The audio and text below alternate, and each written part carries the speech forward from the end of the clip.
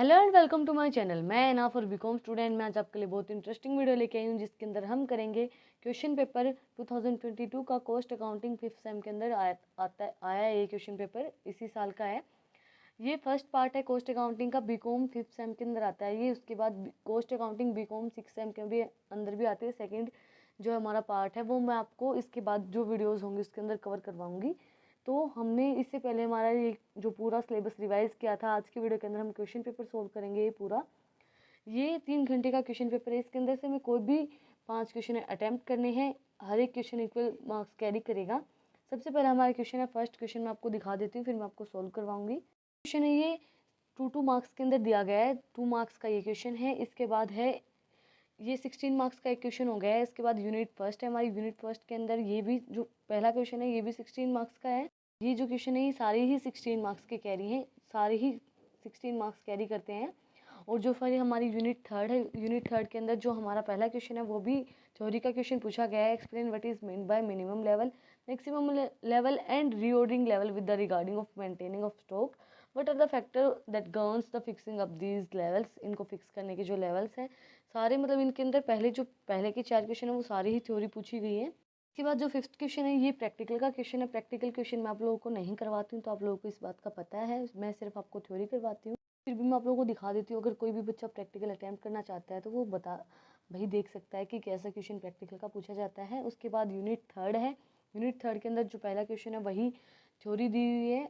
इसके अंदर भी cause of ideal time and index treatment हम कैसे करेंगे आइडियल टाइम का वो पूछा गया है। इसके बाद जो अगला क्वेश्चन है सेवन्थ क्वेश्चन, वो फिर से प्रैक्टिकल का पूछा गया है। मतलब प्रैक्टिकल के अभी तक हमारे 2 ही क्वेश्चन आए हैं, मतलब ज़्यादा थ्योरी ही पूछी जाती है। 2 ही क्वेश्चन दिए हुए हैं और क्वेश्चन पेपर के अंदर प्रैक्टिकल के सिर्फ 2 ही क्वेश्चन हैं। तो मतलब आप अगर प्रैक्टिकल ना भी करो तो थ्योरी से आपका काम हो जाता है, क्योंकि थ्योरी के ज़्यादा क्वेश्चन हैं।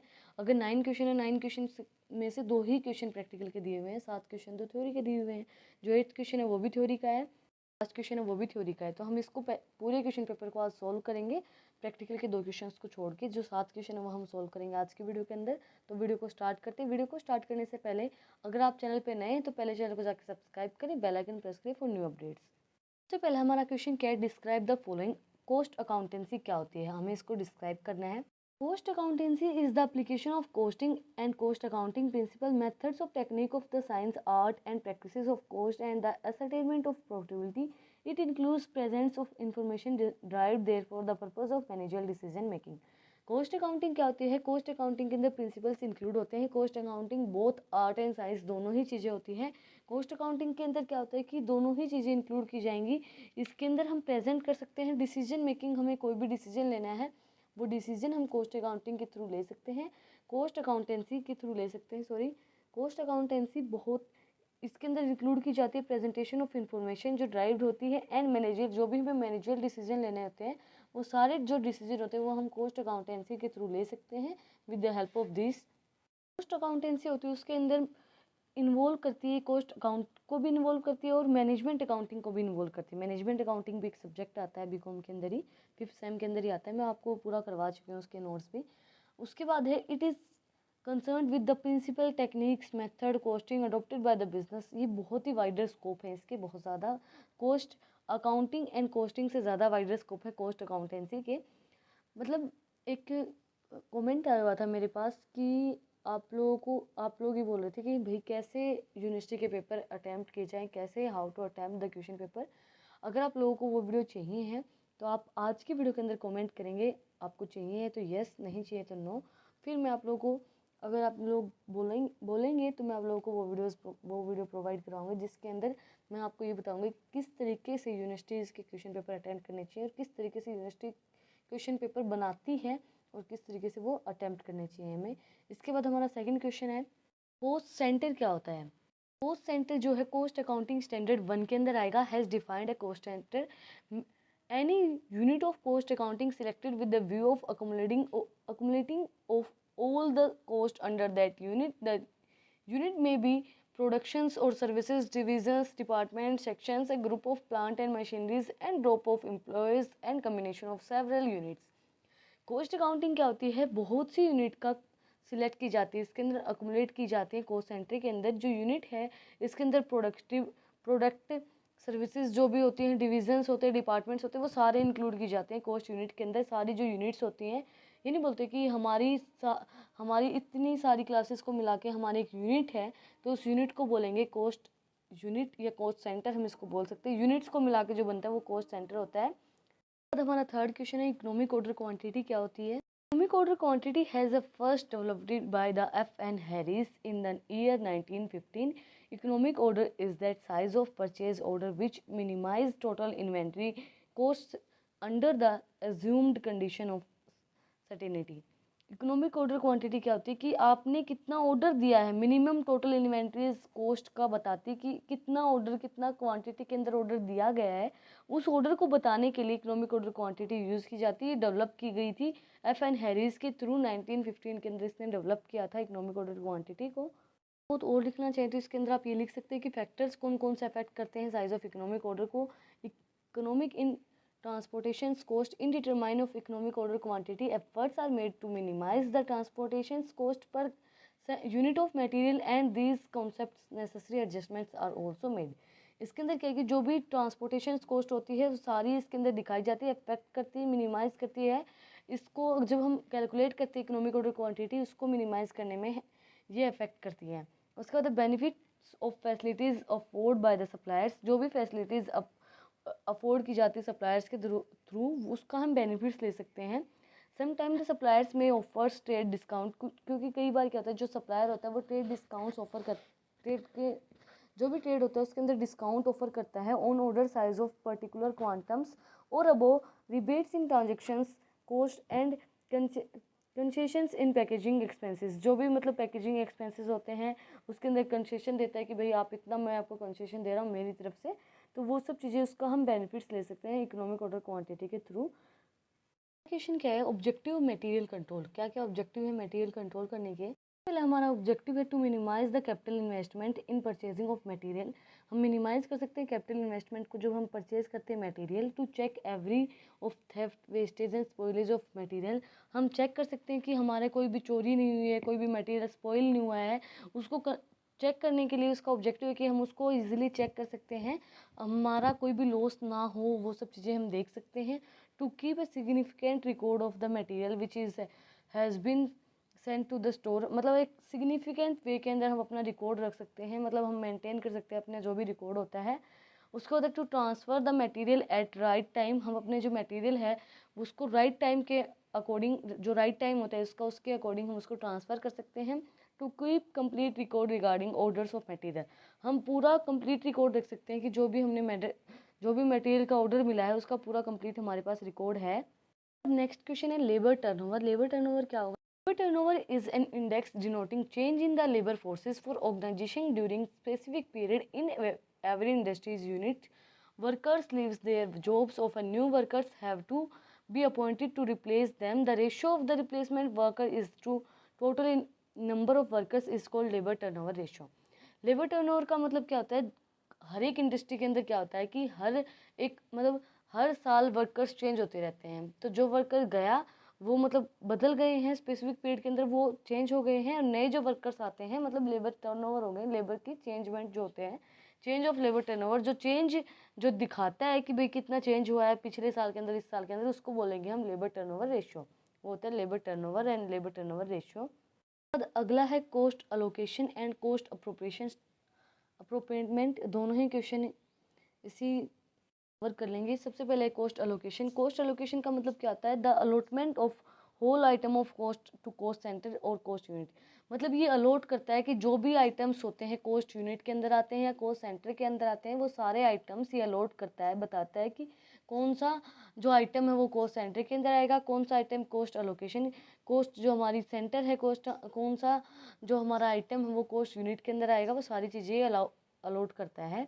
उसके बाद कोस्ट अप्रोप्रिएटमेंट क्या होगा, the allotment of appropriation of items of cost and cost.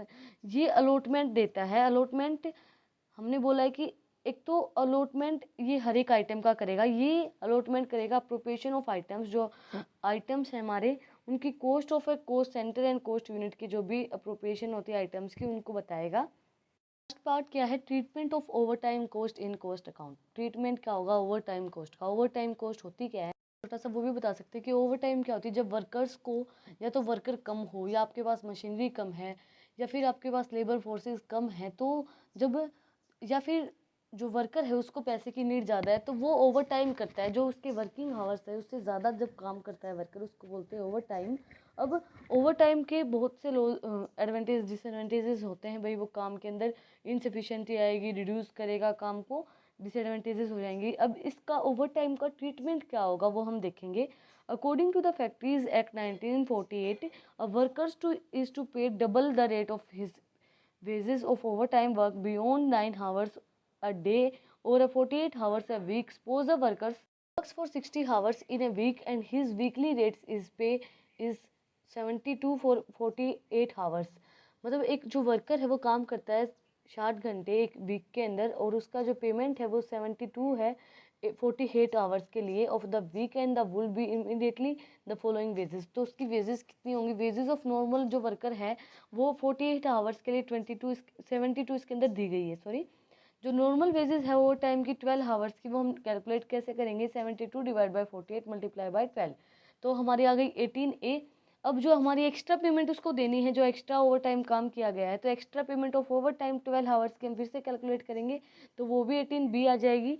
तो हमारा जो टोटल ओवर टाइम कितना आएगा 18 के अंदर से हम जब 18 प्लस करेंगे ए एंड बी को प्लस करेंगे तो वो आ जाएगा हमारा टोटल ओवर टाइम 360, ठीक है, सॉरी 36। 3 के अंदर से 18 प्लस करेंगे। इसके बाद हमारी यूनिट फर्स्ट स्टार्ट हो जाएगी। यूनिट फर्स्ट के अंदर हमसे पहला क्वेश्चन पूछा गया है कि cost accounting is a system of foresight and not a postmortem examining it turn losses note profit speeds up activities and element waste. Comment करना है हमें। ये जो स्टेटमेंट है बुक के अंदर दी गई है, मैं आपको ये स्टेटमेंट दिखाती हूँ। इस स्टेटमेंट के अंदर लिखना क्या है वो भी मैं आपको बताऊंगी। इसके अंदर दी गई है स्टेटमेंट, देखो, cost accounting is a system of foresight and not a postmortem. It convert the losses into profit, makes the activities dynamic and remove wastage. इसके अंदर हम इसकी मेरिट्स भी लिख सकते हैं, इसकी फीचर्स भी लिख सकते हैं। इसके अंदर है the above statement reflect the limitation of financial accounting, advantages of financial, advantages of cost accounting. ये लिमिटेशन भी बताएगा कॉस्ट की, कॉस्ट अकाउंटिंग की, एंड एडवांटेजेस भी बताएगा। मैंने आपको बताया ना, मेरिट्स भी लिख सकते हैं हम इसके और लिमिटेशंस भी लिख सकते हैं इसके अंदर, दोनों चीज़ें हम इसके अंदर लिखेंगे। Postmortem means analyse after the completing of works and identify the causes of result. Financial accounts presents the result of business at the end of the year and after the only postmortem is possible at the stage of it is flexible to make a remediable measures to check losses of wastage during relevant years, where the function of cost accounting is not limited only to find out the cost to determine the selling price. It provides a number of useful information and management which help to management is adopted at foresight systems. इसके अंदर क्या दिया गया कि coast accounting जो है is a foresight and not a postmortem. इसके अंदर आप इसको एक्सप्लेन करेंगे, हम किस चीज़ से एक्सप्लेन करेंगे? इसके एडवांटेजेस और इसकी लिमिटेशंस को हम दोनों के इसके अंदर लिखेंगे, तो हम इस स्टेटमेंट को इजीली एक्सप्लेन कर पाएंगे। पहले इसके एडवांटेजेस क्या क्या होंगी? Importance and advantages of cost accounting to manage and its functions. Planning, सबसे पहले हम प्लानिंग कर सकते हैं इसके अंदर। Planning involve policies, procedures, methods, programmes and budgets. These मतलब हम इसके अंदर सारे जो प्रोसीजर है, मेथड्स है, प्लानिंग, इसकी पॉलिसीज क्या क्या हमें रखनी है, वो सारी चीज़ें हम इसके अंदर प्लान कर सकते हैं। अपना बजट सेट कर सकते हैं। The budget is usually the most important tools in planning. सबसे पहले बजट ही हम फिक्स करते हैं। बजटरी कंट्रोल ज़रूरी है, plays a useful part in the control phases in the management. इसके बाद ऑर्गेनाइज कर सकते हैं। The activities of manufacturing enterprises groups into functions like production, administration, selling and distribution. Motivate कर सकते हैं। मोटिवेशन जरूरी है ह्यूमन बींग्स को, लेबर्स को। Human beings unlike machines are guided more by the intensive efficiencies, sentiments and emotions. क्योंकि human beings जो होते हैं वो सेंटिमेंट्स, इमोशंस के ऊपर ज़्यादा वो करते हैं, वो मशीन्स नहीं होती हैं, वो सेंटिमेंट्स के ऊपर ही काम करते हैं। Labour forces being an important elements in the cost of manufacturing is motivated by the incentive plans and remunerations. इसके बाद control is an important function of cost accounting. Control क्या है? एक इंपॉर्टेंट फंक्शन है कॉस्ट अकाउंटिंग का।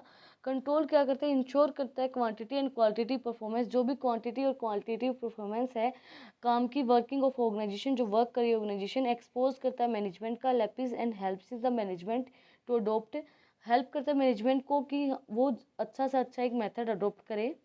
इसके other advantages क्या होंगी कॉस्ट अकाउंटिंग की? कंट्रोल करेगा wastage of material and labour, ज़्यादा से ज़्यादा कंट्रोल करेगा कि वेस्टेज ना हो मटेरियल और लेबर की। This system keeps a good check and control on the purchase, storing and issues material. The wastage of material in form of spoilage, exclusive scraps etcetera revealed in the control. ये control करेगा हमारा कि कोई भी material का या labour का कोई भी वेस्टेज ना हो। Economic in cost, the cost reducing programs together which is operating research and value of analyzed technique and contribute a great deal in the economic the cost। इसके बाद proper utilization of plant, properly utilization करेगा plants का, proper utilization of plant and machinery to fulfill desired capacity in measures and wastage and ideal capacity of controlled budgetary control with the help of the standard costing of the budgetary control and optimum level of efficiency is set and compared with the actual performance।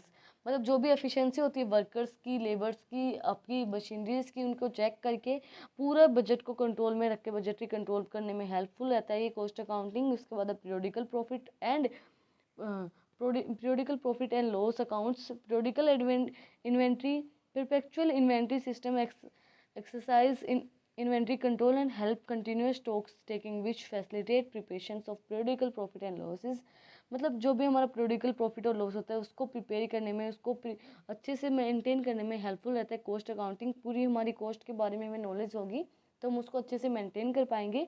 Cost को compare करने में कि हमारी पहले की साल की cost कितनी थी, कितने हमें प्रॉफिट हुआ है, कितना लॉस हुआ है, कितनी हमारी कॉस्ट लगी है, उसको कंपेयर करने में ये हेल्पफुल रहेगा। Cost accounting is necessary to cost control and the comparison of cost of job process cost center etc between the two and periods of comparison of cost and of different firms under the intra form comparison systems helps to control the cost. मतलब ये helpful रहेगा कि हमारी जो भी cost है उसको control करें हम।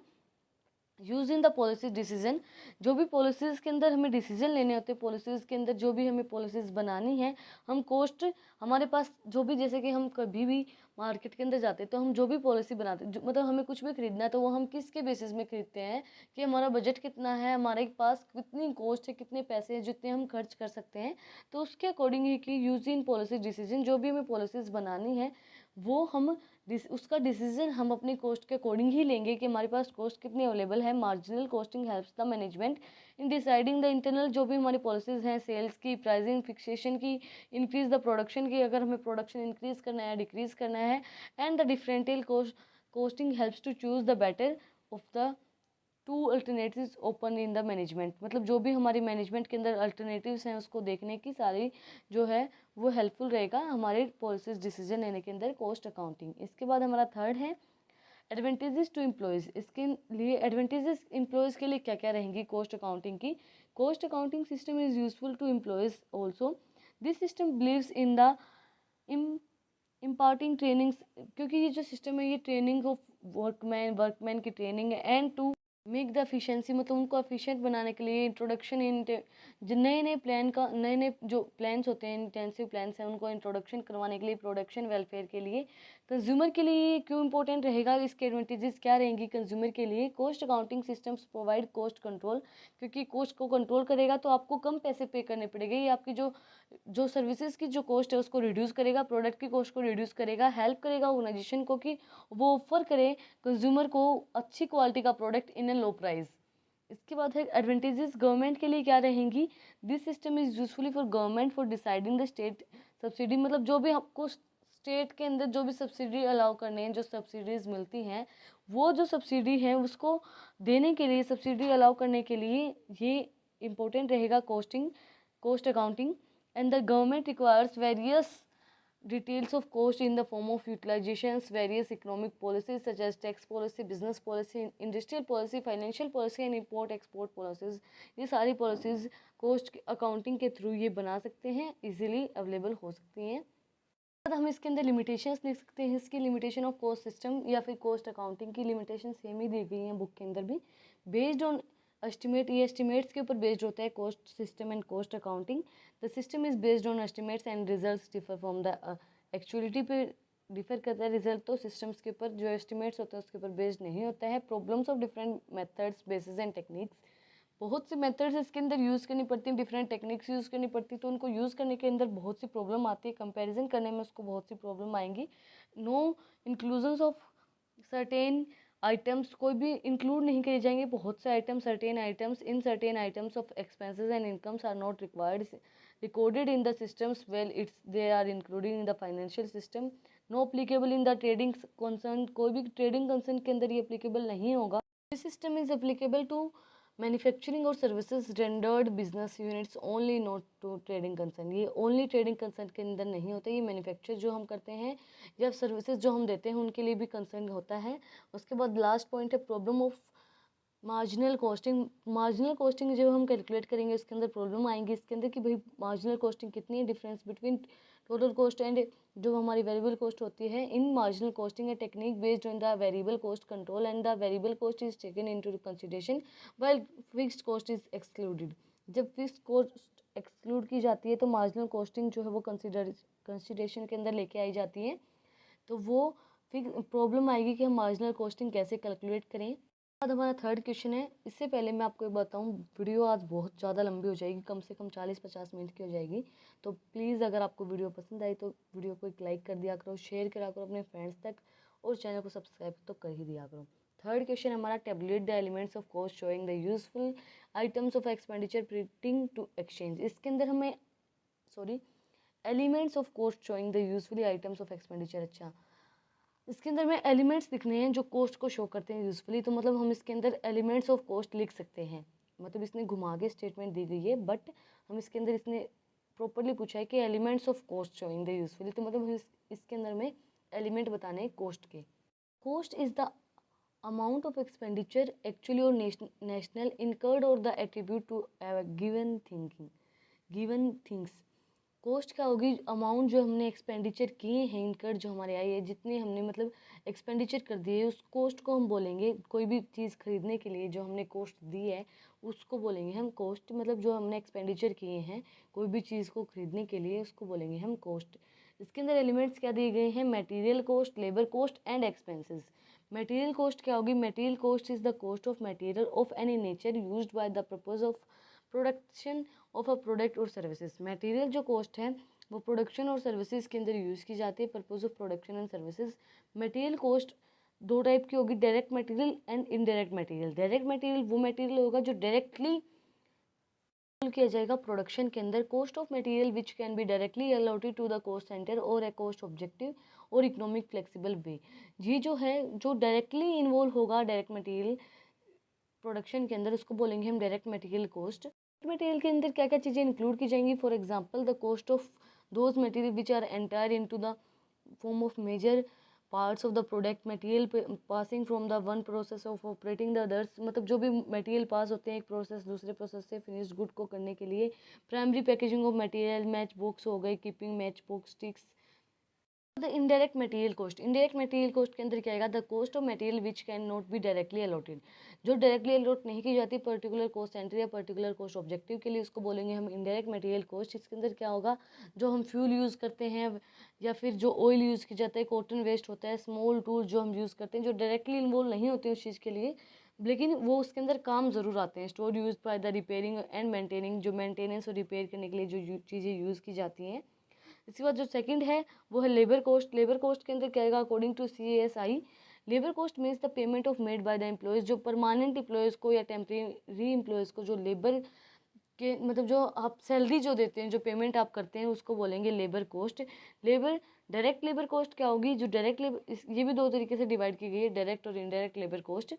डायरेक्ट लेबर कॉस्ट क्या होगी, the cost of wages those workers who are readily identify, मतलब जो परमानेंट वर्कर्स लगा लो जो डायरेक्टली उसके अंदर इन्वॉल्व होते हैं, और डायरेक्ट जो लेबर होते हैं मतलब डायरेक्ट लेबर कॉस्ट उनको पे की जाएगी जो रेडिली आइडेंटिफाई होते हैं कि ये इस चीज़ के अंदर, ये प्रोडक्शन के अंदर इन्वॉल्व थे। Labour cost is also known as process labour, operations labour, primary cost, labour cost और productivity labour. Indirect labour cost क्या होगी, is wages the employees which are not directly allocable, जो डायरेक्टली अलोकेबल नहीं होते हैं, जैसे कि for example wages of indirect labour, wages of ideal time जो जो काम करना बंद कर देते हैं, हॉलीडे पे या फिर ओवर टाइम जो वेजेस करते हैं उसके अंदर वो इंक्लूड किए जाएंगे। इसके बाद हमारा थर्ड पॉइंट है एक्सपेंसेस कोस्ट। एक्सपेंसेस कोस्ट क्या होगी, जो हमने एक्सपेंसेस किए हैं ये भी दो तरीके से होगा, direct expenses and indirect expenses. सबसे पहले एक्सपेंसेस कोस्ट होगी क्या, the cost of various services जो हम प्रोवाइड करवाते हैं, cost of services provided to undertaking and the national cost of use of fund assets. जो भी हम एसेट्स के अंदर यूज़ करते हैं, जो भी हमारे एक्सपेंसेस होते हैं, अंडरटेक किए जाते हैं, उसको बोलेंगे हम एक्सपेंसेस कोस्ट।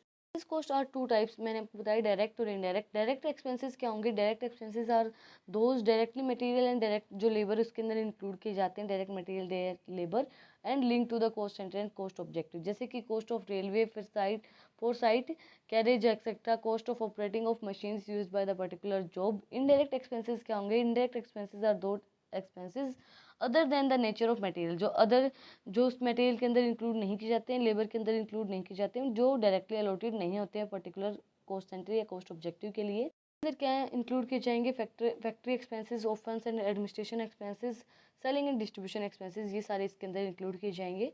जो हमारी यूनिट फर्स्ट थी वो कंप्लीट हो गई है, उसके अंदर से दो ही क्वेश्चन पूछे गए हैं, दो ही क्वेश्चन पूछे जाते हैं हर एक यूनिट के अंदर से। इसके बाद हमारे जो फोर्थ क्वेश्चन है वो है explain what is minimum meant by minimum level, maximum level and reordering level of the regard of maintenance of stock, which are the factors governed by the fixing of these level। कौन से factors इनको fix करते हैं, minimum level और maximum level होते हैं, ये जो होते हैं ये डिटरमाइन करते हैं इन्वेंट्री और मटेरियल लेवल को।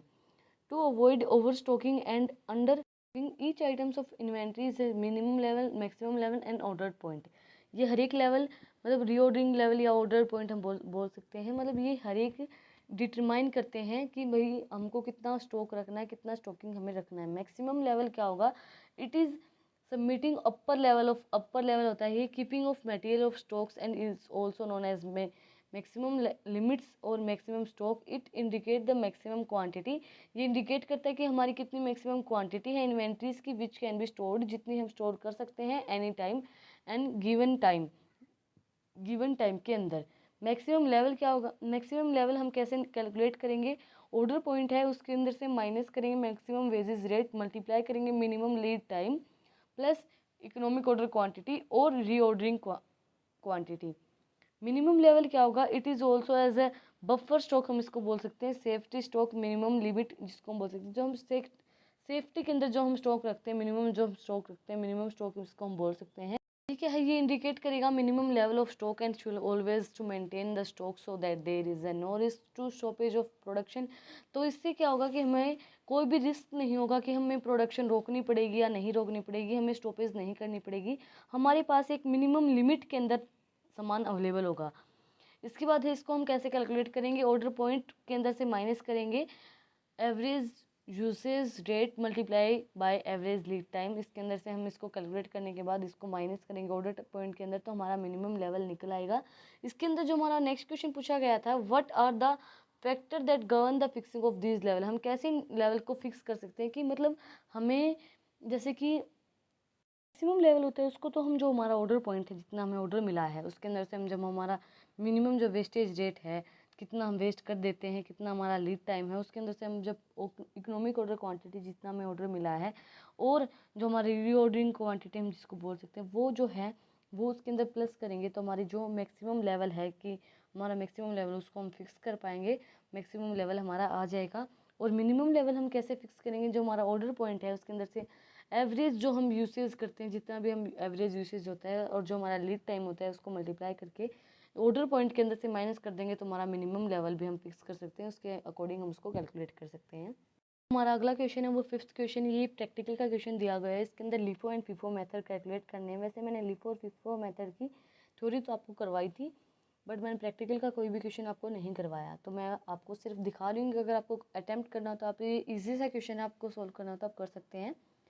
इसके बाद जो हमारा अगला क्वेश्चन है सिक्स्थ क्वेश्चन, यूनिट थर्ड हमारी स्टार्ट हो गई है इसी के साथ।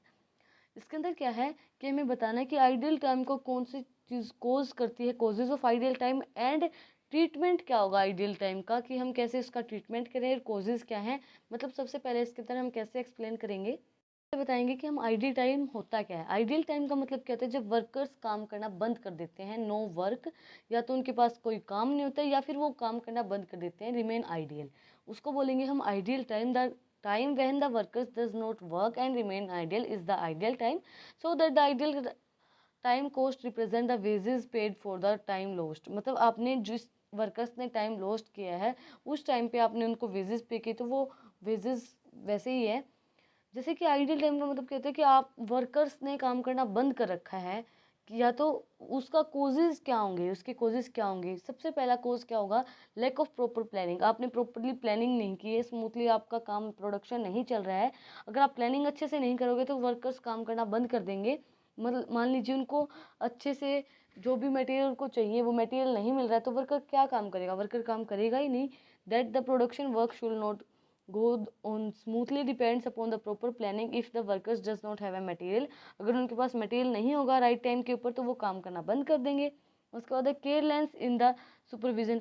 केयरलेस इन द सुपरविजन, आप सुपरविजन उन्हें अच्छे से नहीं कर रहे हो। जैसे कि क्या होता है, आपके मान लीजिए फॉर एग्जांपल लेते हैं हम, स्कूल के अंदर टीचर होते हैं, अगर वो आपको सुपरवाइज ना करें, आपको डांट ना मारे, तो आप काम करना बंद कर देंगे, आपका आइडियल टाइम हो जाएगा। क्योंकि क्या होता है कि हम हमारे ऊपर क्या होता है कि हमारे ऊपर अगर कोई प्रेशर नहीं बनाता है ना, तो हम काम करके खुश नहीं होते हैं। अब किसी टीचर ने हमें कुछ नहीं बोल, कोई टीचर अच्छा है और वो हमें कुछ नहीं बोलता है, तो हम ये सोचते हैं यार कुछ नहीं करेगा, अगले दिन कर लेंगे। तो दैट्स वाई अगर वो सुपरविजन के अंदर केयरलेस करेगा, केयरलेस होगा वो सुपरविजन के अंदर, तो भी वर्कर्स काम अच्छे से नहीं करेंगे। If the foreman of department does not take his duty seriously, अगर वो अपनी ड्यूटी को नहीं लेगा, तो the labour working under him also become careless, वो केयरलेस हो जाएगी, स्पॉइल करेगी। इसी तरीके से फिर आइडियल टाइम क्रिएट हो जाएगा। कन्फर्टेशंस बिटवीन लेबर एंड मैनेजमेंट। अब कंफर्ट नहीं है लेबर एंड मैनेजमेंट के बीच में, मतलब वो डिस्कशन डायलॉग्स ट्रिक्स, मतलब वो उनकी अच्छे से बन नहीं रही है। जैसे कि मान लीजिए आपका जो टीचर आपको पढ़ाता है, वो उसके पीरियड के अंदर आपको नींद आती है, आपको समझ में नहीं आता है, आपको कुछ नहीं हो रहा है, तो या तो आप आइडियल टाइम क्रिएट करके मतलब आप सो जाएंगे, या फिर मतलब ये होगा कि आप ये सोचेंगे कि यार मतलब कई बच्चे होते हैं बहस करने लग जाते हैं, या फिर कई बच्चे आराम से बैठे बैठे नींद आने लग जाती है। जैसे क्या होता है कि मैं एक मेरा एग्जांपल देती हूँ, क्योंकि वीडियो बहुत बोरिंग हो गई है थोड़ी सी। जैसे मैं जब स्कूल के अंदर जाती थी 12th के अंदर, तो मेरे एक इकोनॉमिक के टीचर थे, वो उनकी मतलब हमारी दो दो बैल आती थी, अकाउंट्स की दो, बिजनेस की दो, इकोनॉमिक्स की। तो वो है ना लगातार 2 पीरियड आते थे उनके, और वो 2 पीरियड इतना बोलते थे, इतना बोलते थे, वो चुप ही नहीं होते थे। वो बहुत इंटेलिजेंट है और मैं उनकी बहुत रिस्पेक्ट करती हूँ। वो एक साथ 57 सब्जेक्ट पढ़ा सकते हैं। बट लेकिन यार उस टाइम पे ये होता था कि भाई नहीं सुना जा रहा, मतलब वो इतना आते ही वो बोलने लग जाते थे, कुछ ना कुछ बताते रहते, कुछ ना कुछ बताते रहते थे। और फिर मतलब है ना, हम ये होता था कि हम वेट करते थे कि एक पीरियड कब ख़त्म होगा। एक पीरियड ख़त्म होती थी, हमारी यही आवाज़ आती थी, सर प्लीज़ 5 मिनट। क्योंकि ये होता था कि सर प्लीज़ 5 मिनट, और फिर हम 5 मिनट की जगह 15 मिनट लगा के आते थे कि पानी पानी पी के, जैसे हमारे रूम के पास ही पानी होता था, बट नहीं सर वहाँ ख़त्म हो गया, हम ऊपर जाके आते। क्योंकि है ना, मतलब वो बहुत ही ज़्यादा पढ़ाते थे, बहुत ज़्यादा, बट उनकी वजह से वो पढ़ाना काम भी आया, ऐसा नहीं है। बट यार उस टाइम पे बहुत बोर होते थे हम। तो दैट्स वाई अगर मान लीजिए आपका लेबर और मैनेजमेंट के अच्छे से कन्फर्टेशंस नहीं है, तो भी वो आइडियल टाइम क्रिएट हो जाएगा, आप पढ़ना पसंद नहीं करेंगे या फिर आप काम करना पसंद नहीं करेंगे। इकोनॉमिक फैक्टर के अंदर क्या आएगा, अगला है ट्रेड डिप्रेशंस और services competitions lowers the productions and labours remains effectively. अगर आप इकोनॉमिकली आपका फैक्टर स्ट्रॉन्ग नहीं है, यूटिलाइज्ड फैक्टर्स आपके रिमेन, तो आप जब भी आपका ट्रेड है वो अच्छे से काम नहीं करेगा, तो आइडियल टाइम क्रिएट हो जाएगा। अदर रीज़न के अंदर क्या आएगा, इलेक्ट्रिसिटी आपकी फॉल है, मशीनरीज आपकी ब्रेक हो गई हैं, अगर वो अच्छे से काम नहीं करी तो लेबर काम कैसे करेगी, लेबर के पास कोई काम ही नहीं होगा, तो वो आइडियल टाइम ऑटोमेटिकली क्रिएट हो जाएगा। क्या होगा आइडियल टाइम कॉस्ट का, ideal time cost does not limits itself in effect the wages paid by the time, but has wider implementations the plant and machinery equipment and other occupation and also ideal during the period of the fixed cost continues to the incurred. Ideal time cost can be divided into two types, normal and abnormal.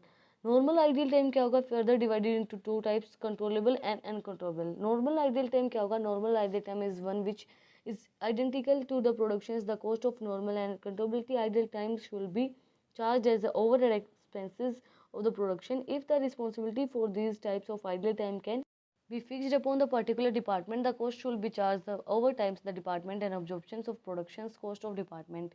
Cost of that department. Normal over time क्या होगा कि मतलब normal के अंदर क्या होगा कि normally वो काम करेंगे, जितना भी रीच किया जाएगा कि नॉर्मली ये कितना काम करेंगे। अनकाउंटेबल क्या आइडियल टाइम क्या होगा, unaccountable ideal time is arising due to time lost, जो टाइम लॉस्ट होगा जो आपको कंट्रोल नहीं कर सकते, between the gate and place of the work, between the job and the, मतलब देखो मान लीजिए आप उस टाइम पे नहीं पढ़ते, वो टाइम चला जाता है और आपके मार्क्स कम आते हैं, तो आप ये सोचते हो यार उस टाइम हम पढ़ लेते तो अच्छा रहता। बट अब ट्रीटमेंट हम इसका क्या कर सकते हैं कि आप उस चीज़ के अंदर आप भी इंटरेस्ट दिखाएं और टीचर भी आपको इंटरेस्टिंग वे में पढ़ाए। अगर टीचर इंटरेस्टिंग वे में पढ़ाएं तो आप भी उस चीज़ का इंटरेस्ट दिखाएंगे। बट इकोनॉमिक को किस तरीके से इंटरेस्टिंग वे में पढ़ाएं मुझे खुद को समझ में नहीं आता है, क्योंकि जैसे मान लीजिए जब कॉस्ट अकाउंटिंग है, मैं आपको किस तरीके से इसको इंटरेस्टिंग वे में पढ़ाऊँ, वो तो समझ में आएगा ही नहीं। बट जैसे अब बहुत सारे इकोनॉमिक्स पढ़ाते हैं, जब बिजनेस के अंदर तो मैम जो थी वो एग्जांपल दे दे के समझा देती थी। तो दैट्स वाई अभी इसका ट्रीटमेंट हम किस तरीके से करेंगे, जब वर्कर्स ने आइडियल टाइम क्रिएट कर दिया है तो एक तो हम उसका अच्छे से सुपरविज़न करेंगे, अच्छे से देखेंगे, और एक ऐसा होगा कि हमें उनकी जो भी नीड्स है उनको फुलफ़िल करना पड़ेगा। Gates and between the job and the other time lost in the setting and machinery breaks, जो भी मशीनरी ब्रेक हो गई हैं, जो भी चीज़ें हैं उनको सेट करना पड़ेगा अच्छे से। जो सुपरविज़न जो कर रहा है उसको अच्छे से देखना पड़ेगा कि वही वो सुपरविज़न जो कर रहा है वो अच्छे से कर रहा है या नहीं कर रहा है, सारे काम को चेक करना पड़ेगा। इसके अंदर फॉर एग्जांपल क्या दिया गया है, job takes 10 hours to complete, जो जॉब है वो 10 आवर्स लेती है, 10 घंटे लेती है कंप्लीट करने के लिए। तो the ideal time of the above type of 10% and the rate of labour payment is 2 per hour. 10% उसका आइडियल टाइम है और लेबर जो पेमेंट है वो 2 पर आवर के लिए है। In case of 9 effective hours will be required bears था। अब 9 जो इफेक्टिव आवर है वो बीयर करेंगे cost of 20 rupees at a 2.22 per our. अब मान लीजिए इसने बोला है जैसे कि वो आइडियल टाइम एक इसी वजह से कोर्स कर रहे हैं, मान लीजिए जितना उनको पैसे मिलने चाहिए उतना उनको वो पैसे नहीं मिल रहे हैं।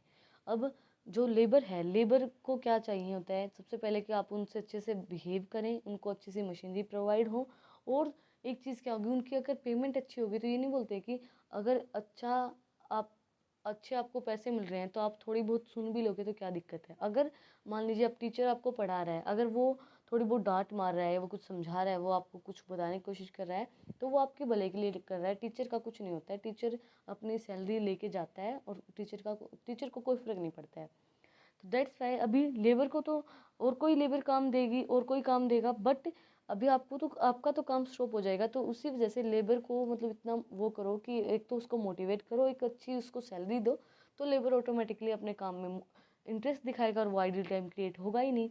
तो दैट्स वाई जैसे कि मान लीजिए अभी टीचर है, जैसे मैं हूँ, मेरा आपको पढ़ाने से कोई फ़ायदा नहीं हो रहा है, पहली बात तो मुझे कुछ मिल नहीं रहा है सबसे पहली बात। अभी फ़ायदा किस चीज़ का है, फ़ायदा आपका ही है, मेरा तो कोई फ़ायदा है ही नहीं इस चीज़ के अंदर। फ़ायदा आप लोगों का है, अगर आप लोग फ़ायदा लोगे तो आपको मिल जाएगा, नहीं मिलेगा तो वही बात है, आगे पछताएंगे। ये मतलब बड़े बोलते हैं कि आगे पछताओगे, बट लिटरली ऐसा होता है कि कई बार हम उस चीज़ के लिए पछताते हैं कि हम पहले पढ़ लेते हैं। जैसे किस टाइम पे पछताते हैं, जैसे हम यूनिवर्सिटी के अंदर एडमिशन लेने जाते हैं, उस टाइम पछतावा आता है कि अगर हमारे थोड़ी सी परसेंटेज बढ़ जाती तो इस यूनिवर्सिटी के अंदर अभी हमें एडमिशन मिल जाता। तो दैट्स वाई मतलब कई बार ऐसा हमें रिग्रेट होता है। तो हम ज़्यादा वीडियो को लंबी नहीं करेंगे, पहले ही ज़्यादा वीडियो लंबी हो गई है। अगला क्वेश्चन करते हैं। ये 7th क्वेश्चन है, ये फिर से हमारा प्रैक्टिकल का क्वेश्चन है। ये प्रैक्टिकल का क्वेश्चन भी मैं आप लोगों को नहीं करवाऊंगी। इसके बाद जो हमारी यूनिट 3 कंप्लीट हो जाएगी, यूनिट 4 स्टार्ट हो जाएगी। यूनिट 4 के अंदर भी हमारे 2 क्वेश्चन दिए गए हैं, दोनों थ्योरी के हैं। Discuss the different classification of overheads, overheads को क्लासिफाई करना है हमें।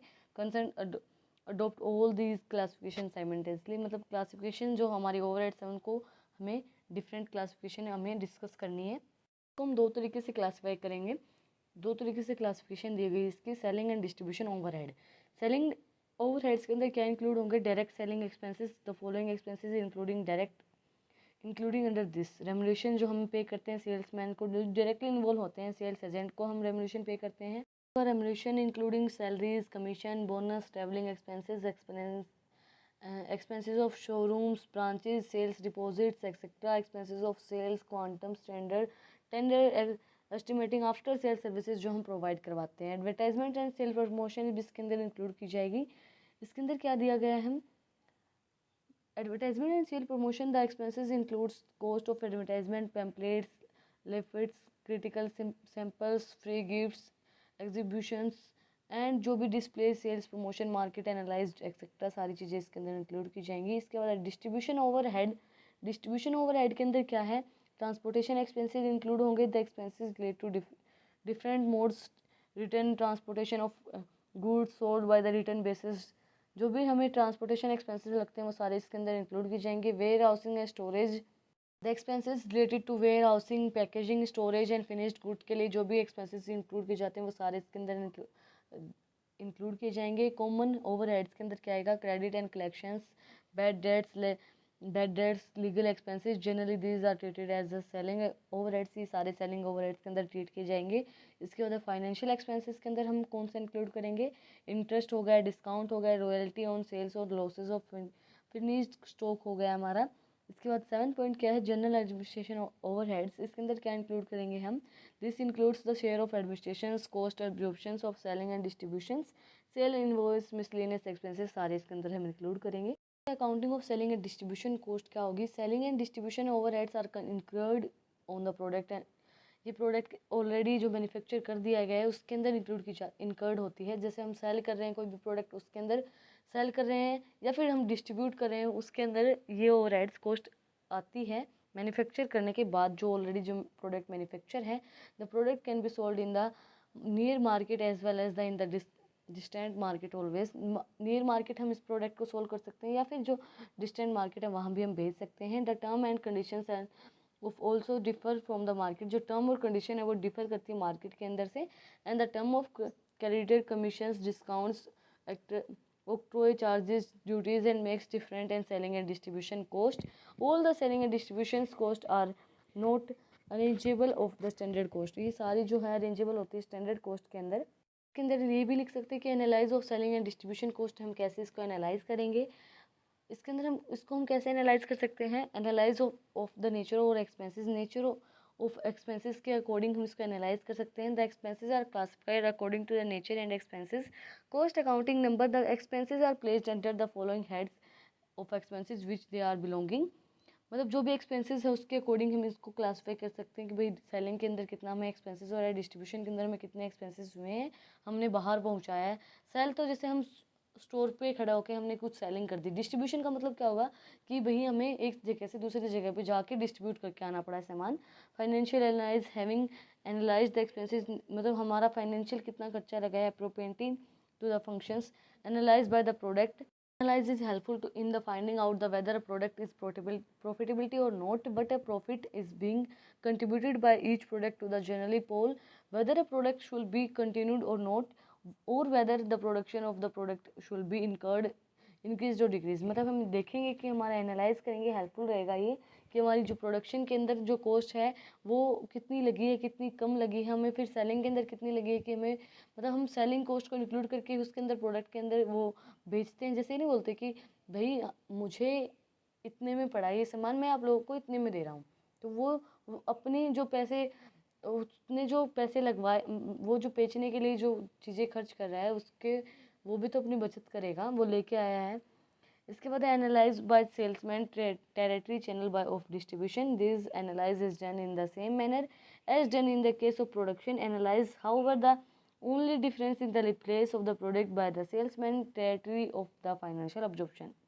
हम लास्ट क्वेश्चन पे पहुंच गए हैं। Define machine hour rate, how it is calculated, हम कैसे उसको कैलकुलेट करेंगे। Different circumstances suitable for the cost accounting. सबसे पहले मशीन हावर रेट क्या होगा, machine hour rate means per hour operating cost of a machine, मतलब एक घंटे में मशीन कितना काम कर रही है उसको बोलेंगे हम मशीन हावर रेट। पर हावर ऑपरेटिंग, कितनी वो ऑपरेट रही है, ऑपरेटिंग कॉस्ट जो हमारी आई है, मतलब एक घंटे में जितना उसने काम किया है उसको ऑपरेट करने में हमारी कितनी कॉस्ट आई है उसको बोलेंगे मशीन हावर रेट। उसके अकॉर्डिंग ही हम लेबर को पैसे पेमेंट करेंगे।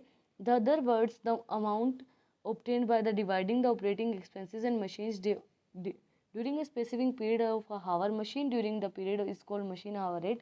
जितने घंटे उसने काम किया है, कॉस्ट जितनी आई है उसको बोलेंगे मशीन हावर रेट। इसको हम कैसे कैलकुलेट करेंगे, machine hour rate total factory overhead divide by total machine hour rate, जो हमारी टोटल फैक्ट्री के ओवरहेड्स हैं उससे हम डिवाइड करेंगे टोटल जितना हमने काम किया, मशीन ने काम किया है।